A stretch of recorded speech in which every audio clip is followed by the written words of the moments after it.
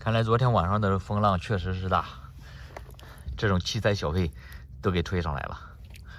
哇，干这么多呢，一大片。幸亏海鸟还没来，提前来了一步。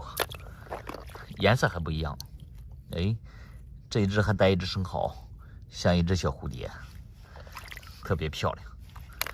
它吃起来口感也特别的鲜呢。回家直接用清水煮一煮，再调个料汁儿，特别的鲜美。赶紧收货吧！大家好，我是老张，又来赶海了。今天的天气呢，不冷，刮南风，咱们抓紧时间到那个岛上去看一下。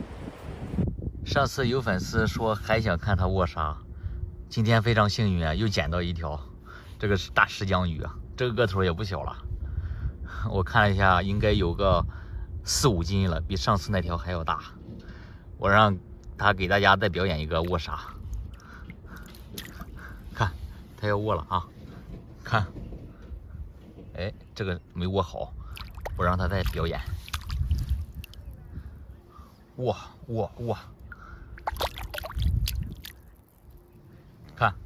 看好了，看不到它了。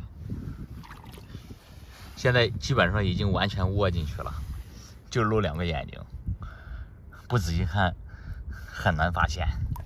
这是一条石江鱼啊，这个头可以了。发财了！今天赶海抓周节称啊，其实也非常好玩。看，给它撒点盐，看没看到冒水了？哎呀，出来了！看，这个不小啊！看这个头，这边应该还有一只，给它撒点盐。看啊，看它表演，看没看到？已经冒水了，它已经感觉到这个盐了。看出来了吧？露到小猪鼻子了，哎，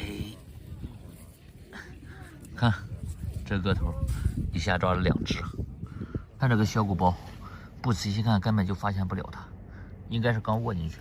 哎，这还有一只，正在握沙，哎，还吐水。喂，这还有，哦，大黄皮也可以了，这个头。哎，这是一只毛蛤。个头太小了，算了，放着吧，不要了。这还可以，大黄皮。今天捡这么多货，就它最高调了。这口张得那么大，哎，这大毛疙瘩，合上。